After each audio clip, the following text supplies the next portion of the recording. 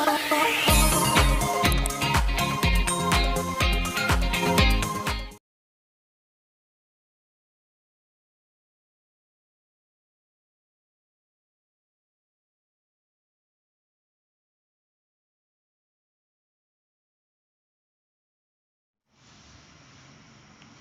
semuanya, perkenalkan nama saya Dewi Ambar Muslika, NIM 512019-078.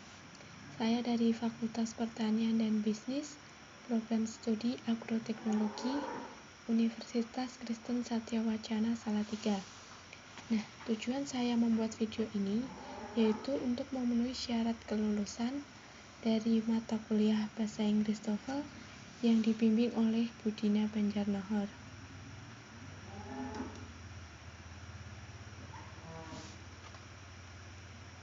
Nah, di sini saya akan menjelaskan tentang kalimat negatif dan kalimat pertanyaan atau kalimat interrogatif dengan beberapa tenses.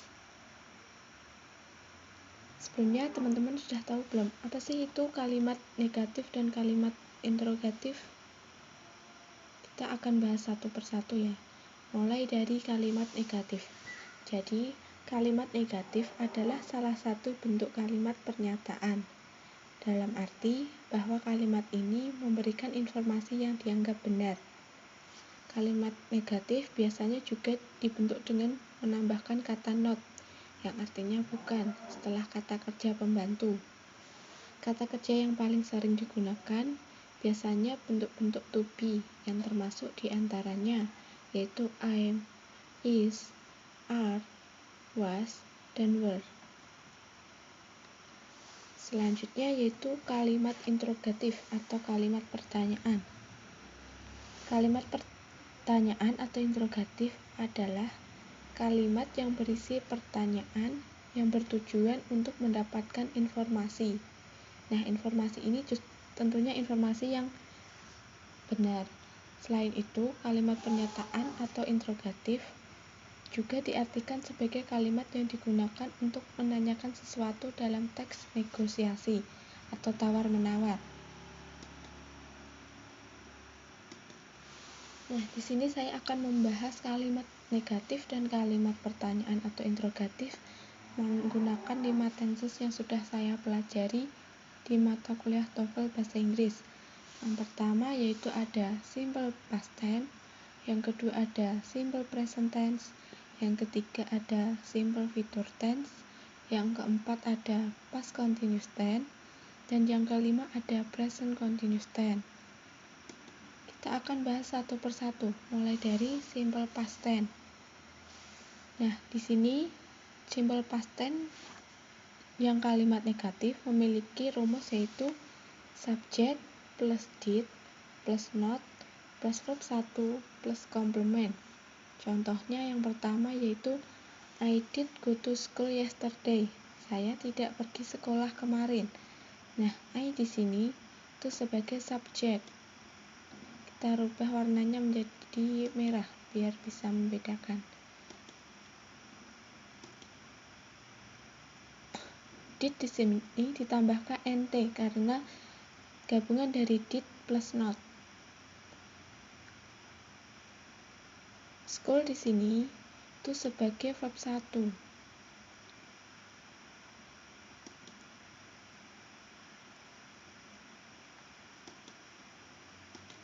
Dan yesterday di sini sebagai tambahan atau komplement.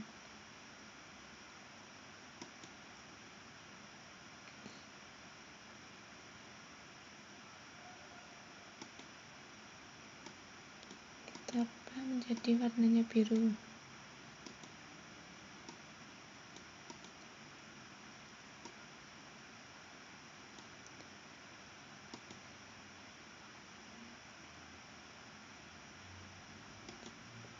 Selanjutnya, contoh yang kedua yaitu she did go to school yesterday. Dia tidak pergi ke sekolah kemarin. Nah, she di sini itu sebagai subjek.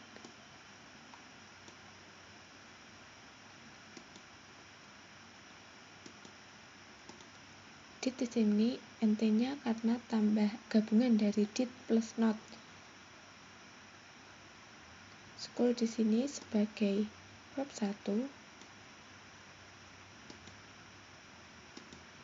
dan yesterday sebagai komplement tambahan.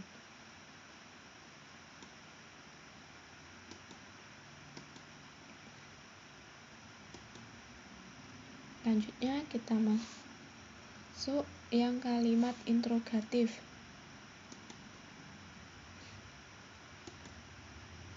Simple past tense yang kalimat interrogatif memiliki rumus yaitu did plus subject plus verb 1 plus komplement. Kita masuk ke contoh kalimatnya yaitu did you go to school yesterday? Jangan lupa di belakang kalimat ditambahkan tanda tanya. Nah, did di sini itu sebagai did dari rumus, you di sini sebagai subjek. Kita rubah warnanya menjadi merah. School di sini sebagai verb 1.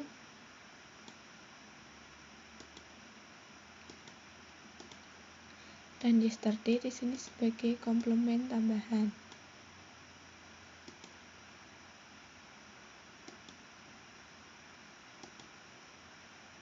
Selanjutnya, contoh kalimat pertanyaan yang kedua yaitu did the student come to school? Apakah para murid datang ke sekolah? Nah, did sebagai rumus, di sini sebagai subjek,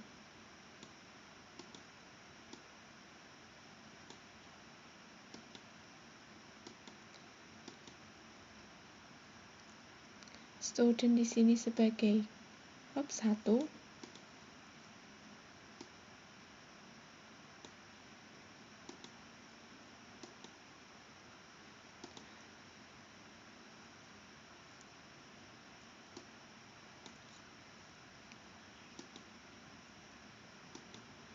Dan comes to school sebagai komplement atau tambahan.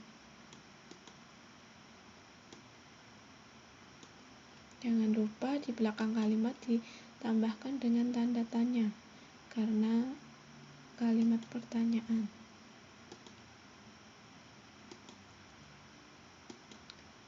Selanjutnya kita masuk yang kedua, tenses yang kedua yaitu simple present tense.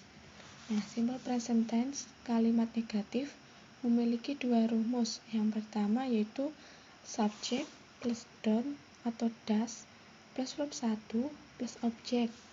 Sedangkan rumus yang kedua yaitu subject plus is atau am atau are plus not plus object. Nah, kita masuk contoh kalimat yang pertama. Nah, kalimat yang pertama ini menggunakan rumus yang pertama yaitu subject plus does plus verb 1 plus object. Contoh yang pertama yaitu she does read Harry Potter books every day, yang artinya dia tidak membaca buku Harry Potter setiap hari. Nah, she di sini itu sebagai subjek. Kita ubah warnanya menjadi hijau ya teman-teman. Does di sini sebagai rumus, sedangkan Harry Potter di sini sebagai verb 1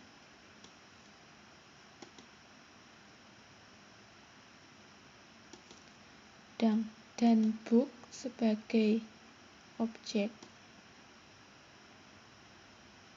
Karena buku menunjukkan arti yaitu buku ya. Kita rubah warnanya menjadi ungu.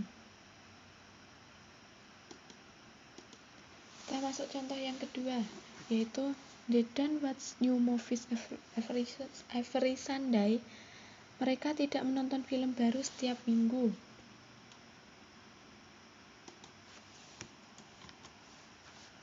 Nah, ini juga menggunakan rumus yang pertama. Nah, they di sini itu sebagai subjek.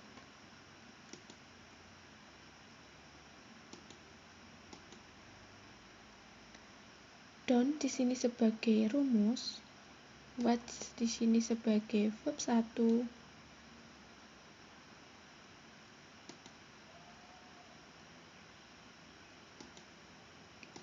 dan movies di sini sebagai objek.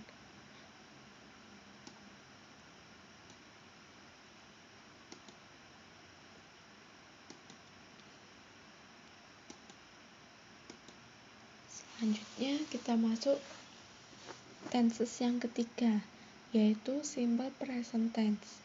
Nah, ini masih tenses yang kedua ya. Tetapi kalimat dengan kalimat pertanyaan atau kalimat interrogatif dengan rumus yaitu do atau does plus subject plus verb 1 plus objek. Kita masuk ke contoh kalimat yang pertama, yaitu does she read a Harry Potter books? Apakah dia membaca buku Harry Potter? Di belakang kalimat ditambahkan tanda tanya karena merupakan kalimat pertanyaan atau interrogatif. Nah, does di sini itu sebagai rumus, she di sini sebagai subjek. Kita ganti warnanya jadi merah.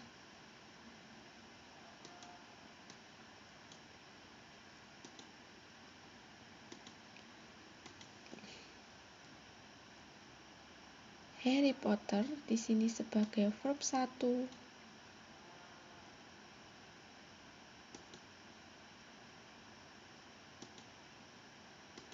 Dan book di sini sebagai objek.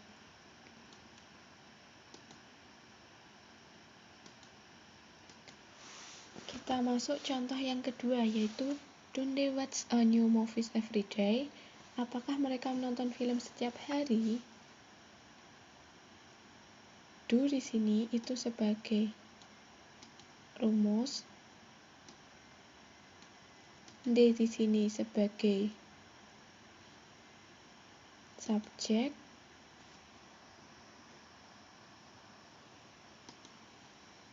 kita rubah warnanya menjadi kuning.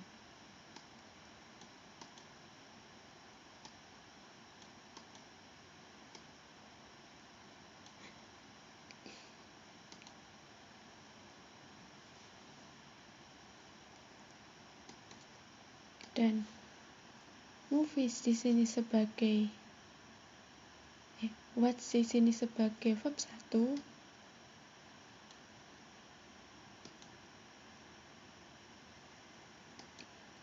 Dan movie sebagai objek. Everyday di sini sebagai komplement tambahan. Selanjutnya kita masuk tenses yang ketiga, yaitu simple future tense. Simple future tense di kalimat negatif juga memiliki dua rumus. Yang pertama yaitu subject plus will plus not plus verb 1 plus objek.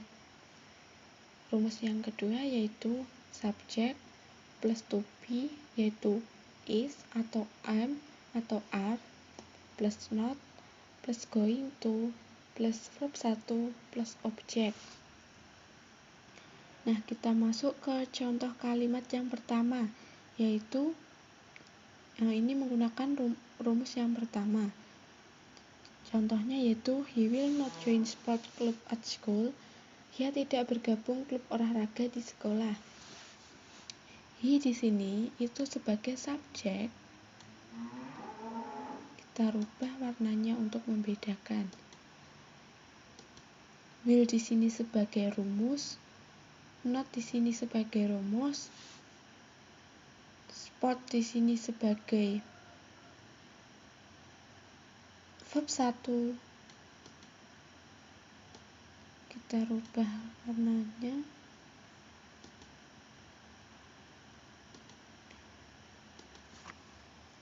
Dan klub di sini sebagai objek.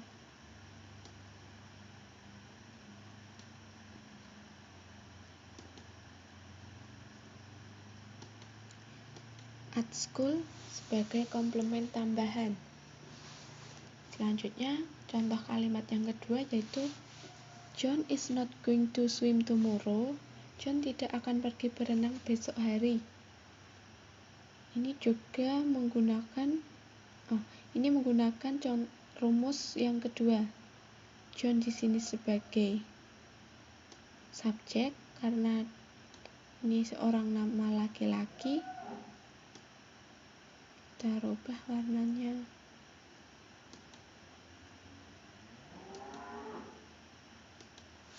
Is di sini sebagai to be.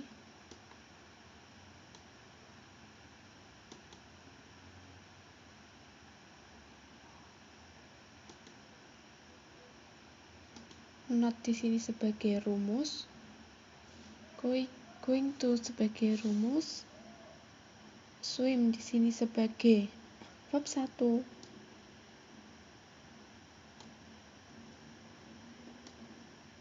Kita rubah warnanya.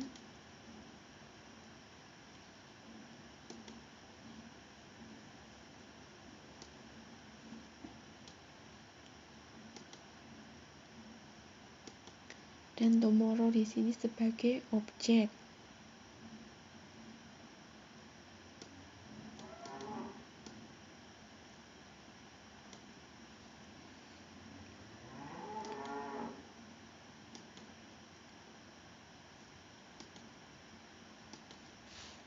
Selanjutnya yaitu simple future tense dengan kalimat pertanyaan atau kalimat interrogatif. Simple future tense dengan kalimat pertanyaan ini juga memiliki dua rumus.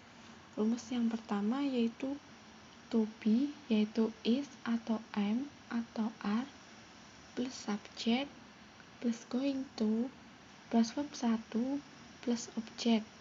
Sedangkan rumus kalimat yang kedua yaitu will plus subject plus verb 1 plus objek. Kita masuk contoh kalimat yang pertama. Contoh kalimat yang pertama ini menggunakan rumus simple future tense yang kedua, yaitu will plus subject plus verb 1 plus objek. Nah, kita bahas satu persatu. Will di sini itu sebagai rumus. You di sini itu sebagai subjek. Kita ubah warnanya untuk membedakan.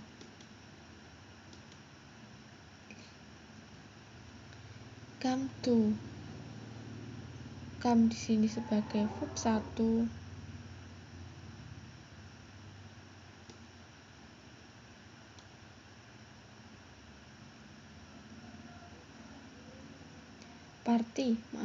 Party di sini sebagai verb 1.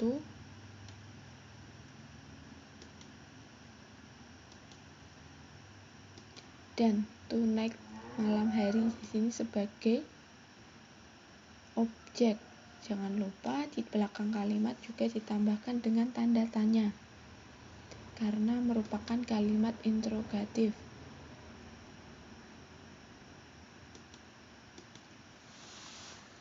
Selanjutnya kita masuk contoh yang kedua, yaitu will you keep your promise? Apakah kamu akan menepati janjimu? Ini menunjukkan sebuah kepastian karena dia menanyakan sebuah janji yang belum ditepati. Nah, will di sini ini juga menggunakan rumus yang kedua. Will di sini sebagai rumus dan you di sini sebagai subjek.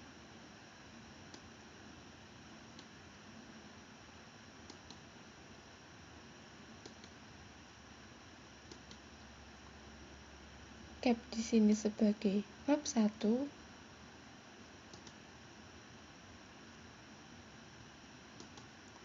Dan promise di sini sebagai objek.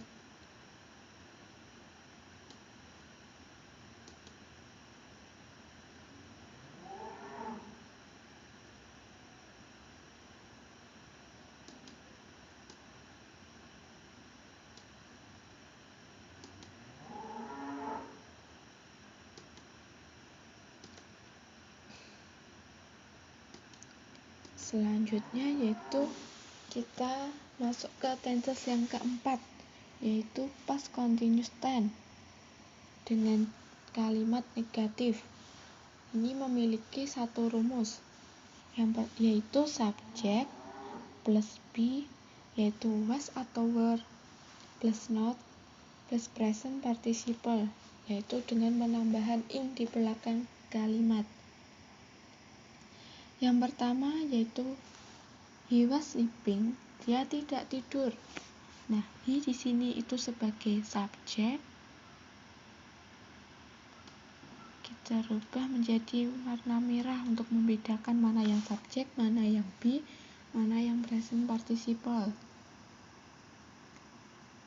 He di sini sebagai subjek, was di sini sebagai to be. Kenapa ada tambahan nt di belakang was? Karena gabungan dari was dan not. Dan sleeping di sini itu sebagai present participle, yaitu dengan penambahan ing di belakang yang seharusnya sleep yang artinya tidur menjadi sleeping karena present participle. Kita rubah sleeping. Ing-nya kita warnai dengan warna sendiri.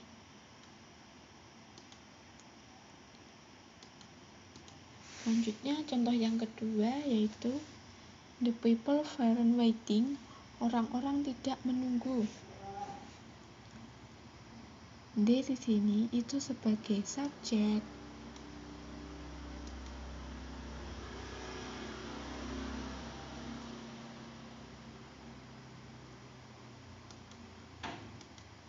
People di sini sebagai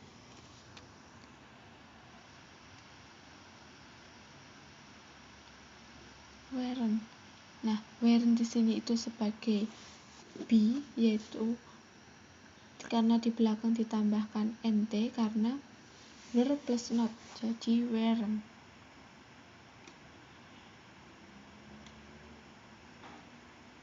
Kita rubah warnanya. Selanjutnya waiting. Wait yang artinya menunggu diubah menjadi present participle, maka berubah menjadi waiting.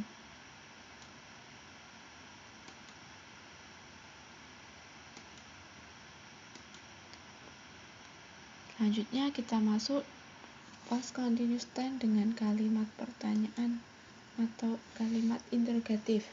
Past continuous tense dengan kalimat pertanyaan atau interrogatif ini juga memiliki satu rumus saja, yaitu be, was atau were, plus subject, plus present participle, yaitu dengan penambahan ing di belakang kalimat.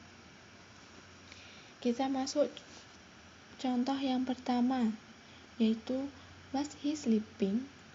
Apakah dia sedang tidur? Di belakang kalimat ditambahkan tanda tanya karena merupakan kalimat pertanyaan atau kalimat interrogatif. Nah, was di sini itu sebagai rumus dari be. Kita rubah warnanya untuk membedakan.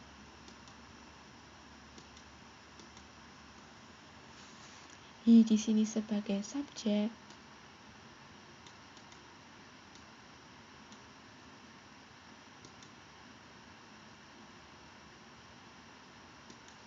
Dan sleeping di sini sebagai present participle karena di belakang kalimat ditambahkan ing yang harusnya sleep, yaitu artinya tidur, diubah menjadi present participle dengan penambahan ing, maka berubah menjadi sleeping.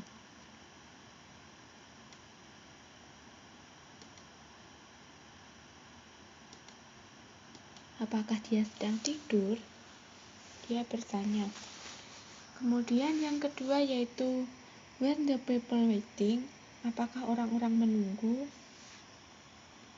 Were di sini sebagai be.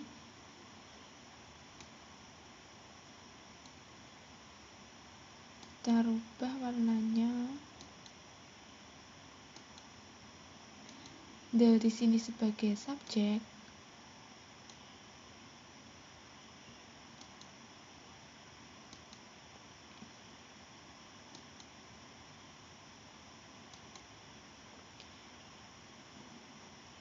Waiting di sini sebagai present participle. Wait ini artinya menunggu.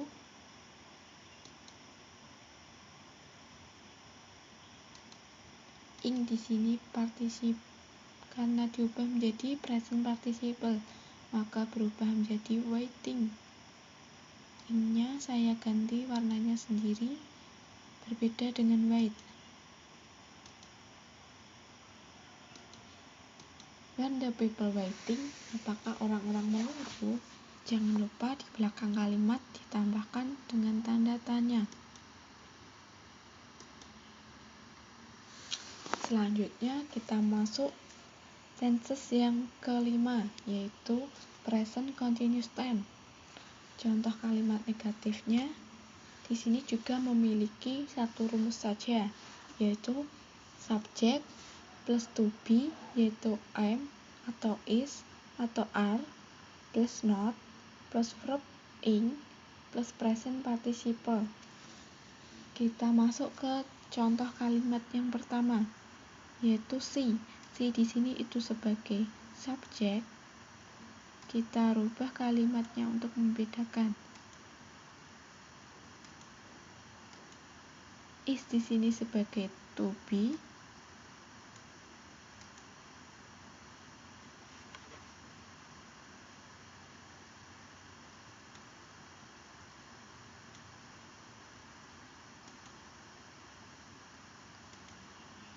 Not di sini sebagai rumus. Sleeping di sini sebagai verb ing yang awalnya sleep artinya tidur, karena verb ing maka menjadi sleeping. Kita rubah warnanya sleeping. Dan right now di sini sebagai present participle atau sebagai tambahan kalimat. She is not sleeping right now. Dia tidak tidur sekarang. Contoh kalimat yang kedua, yaitu they are not going to attack the goal. Mereka tidak akan menyerang gawang. They di sini sebagai subjek. Kita rubah warnanya menjadi merah. Are di sini sebagai to be.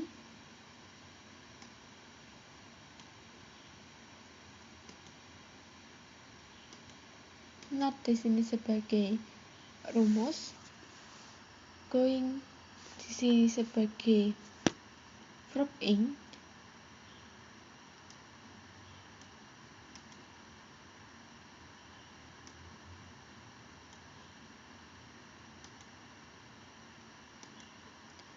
Dan to attack the goal itu sebagai present participle atau tambahan kalimat. They are not going to attack the goal. Mereka tidak akan menyerang gawang. Selanjutnya kita masuk present continuous tense dengan kalimat pertanyaan atau kalimat interrogatif. Juga memiliki satu rumus saja, yaitu to be, yaitu am atau is atau are plus subject plus verb ing plus object. Jangan lupa di belakang kalimat ditambahkan tanda tanya karena merupakan kalimat interrogatif atau kalimat pertanyaan.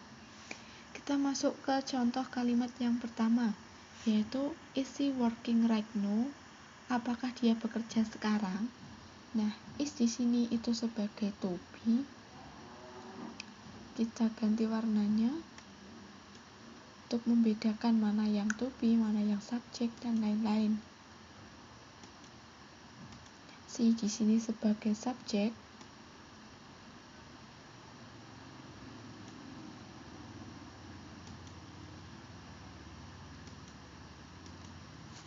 Working di sini sebagai verb 1.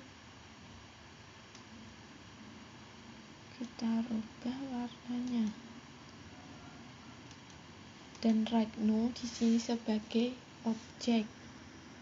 Right sebagai objek.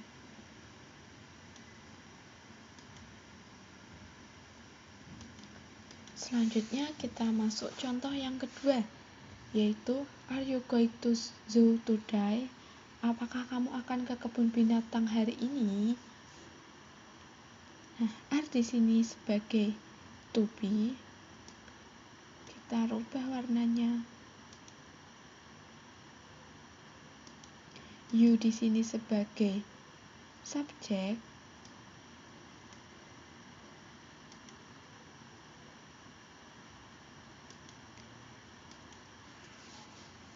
Going di sini sebagai verb in.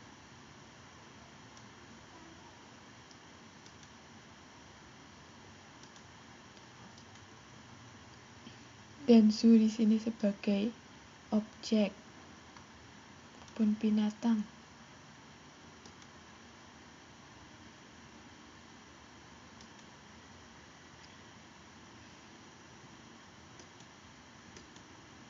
Nah, teman-teman, karena tenses sudah kita bahas satu persatu, maka itu saja yang dapat saya jelaskan ke teman-teman semuanya. Apabila ada kesalahan saya dalam menjelaskan, mohon dimaklumi. Terima kasih.